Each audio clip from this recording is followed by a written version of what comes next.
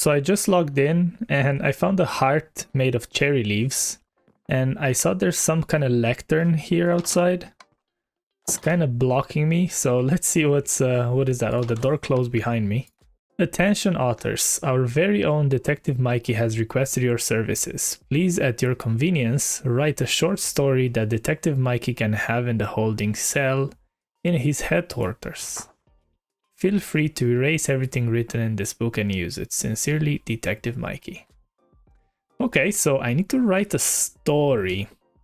I need to see what I can come up with. A short story, that is. So I walked out of the windmill there and I noticed there's something else on top of the house.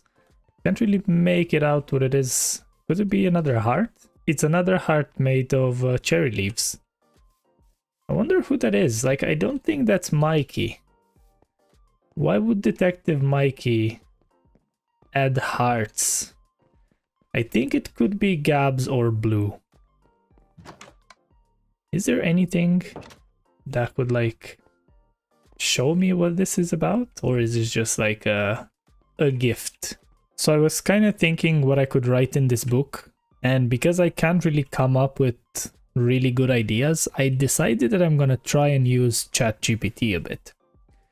I kind of modified it slightly to kind of fit to something that I would actually write, but I think it's decent enough. It's not a long story. I left the text in here. So it's Detective Mikey, with a great desire of making a name for himself, sat in his dimly lit office, desperate to build a portfolio. Because we know, I don't remember Mikey doing any cases lately, so he needs to build up his portfolio too, to get hired a bit more, you know? With no new leads on the horizon, he spent his days chasing shadows and his night, poring over old files, searching for that one breakthrough case that would define his career. The world remained silent as he waited for the elusive opportunity that would reignite his detective's intuition. So what I decided to do here, instead of just giving him the book, I'm gonna make a, let's call it a scavenger hunt with like 3 clues. And then let's see if he manages to actually find the book, right? So I'm gonna take this lectern.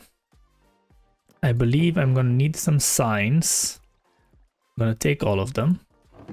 And we are gonna head to his base and try to see what I can come up with. I might use ChatGPT for a bit more inspiration again. I'm not good with making up stories and stuff, so I feel like it's a nice tool to kind of change it up a bit. So since I don't have lecterns and all that, I'm still new, I'm just gonna use the old reliable sign. So, Detective, you requested a story, but in order to get it, you have to use your detective skills. Clue 1. Portal's Dawn Gateway. I mean, you're probably wondering where this is, and I believe this is fairly obvious. I need to remember where this was. I think it's here. Yeah, there it is. There's the huge portal. The ship is absolutely amazing. We have the hearts. I'm gonna try to go all the way through inside. So yeah, this next clue is gonna be in our portal. Not bad, Detective. You might be onto something. Clue 2 will be Bridge Shadows Below. This is gonna be a bit, not necessarily trickier, but we have 2 bridges on the server. So it could be either one of them. The last clue is under the bridge, where the shadow is being cast here. Good job, you are getting close. Last clue is Spawn's House's Lookout. So as you might know, the Spawn House is the one that Bails built. In case you didn't check out Bails, you should. This house looks just amazing. And yeah, the clue is hidden over here. I think this kind of overlooks the spawn area, so it's kind of a lookout. Good job, Detective. If anyone ever questions you, use this as a job well done reference. And here's the lectern. So I think this is gonna be like a simple and easy case for Detective Mikey. Hopefully he's gonna figure it out. If not, maybe I can come up with like different clues for it. But I'm sure he can do it. He's a very good detective, right? From the intro, you probably thought we were gonna build a mob farm. We will, but later. First of all, we need to gather some materials to build guess what? It's exactly what Mikey recommended in the previous episode, and it's gonna be a stable. I have the stable pretty much designed. It's gonna more or less be exactly where this one is. So I'm gonna have to gather some resources to have it built, tear this down, maybe move it away so the ship can be moved, and then move them back in basically. I got all the materials, so let's build.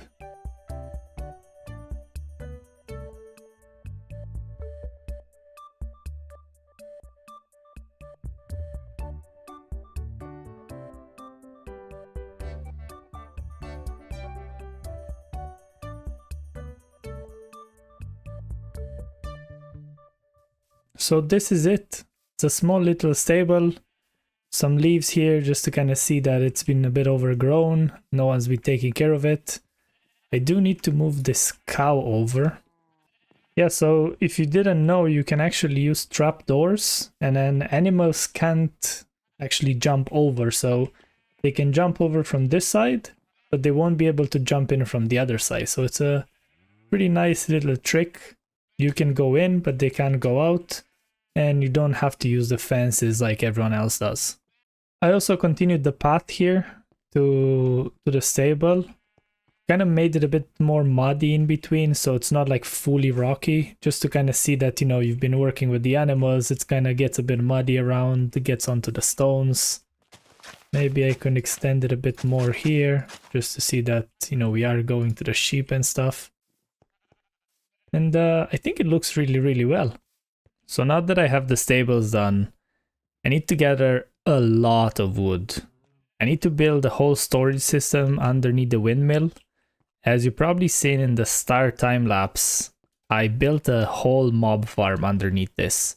So I'm gonna need a huge storage system to store all these items, and it's gonna be a big grind. So the space I have to work with is this one here.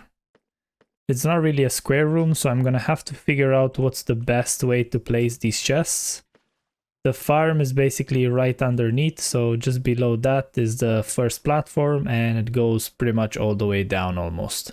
So this is what I came up with. It's gonna be 7 chests, 4 tall, and then the whole sorting system would be behind. I'm gonna have to dig into the wall slightly, but it's not too big of a deal. And basically the way it's going to work is this water stream will go around. This will be the first hopper that I'm gonna have for the sorting system. It's gonna go all around the room, and then probably here at the end I'm gonna have a cactus or lava or something like that, just to dispose of overflow items in case this whole storage gets full. So yeah, I'm gonna work on this. I think I'm gonna need much more wood. I'm probably gonna have to go and buy some iron to get all the hoppers that I need for this. It's gonna be a bit of a grind, and I'll see you guys back once I'm done. So this is how it looks like with all the chests put in. All the sorters are in place. I only have to finish up a few more hoppers just behind these chests here. Finish up making it a bit more pretty, and that's about it. It's gonna be a full project complete. No beacon or anything like that, so it was definitely a grind for the second episode, but I feel like it was definitely worth it. I'm gonna have my own rocket supply now, so I won't have to depend on anyone. To finish the whole storage off, I added a bubble column right down the middle of it to keep it symmetric.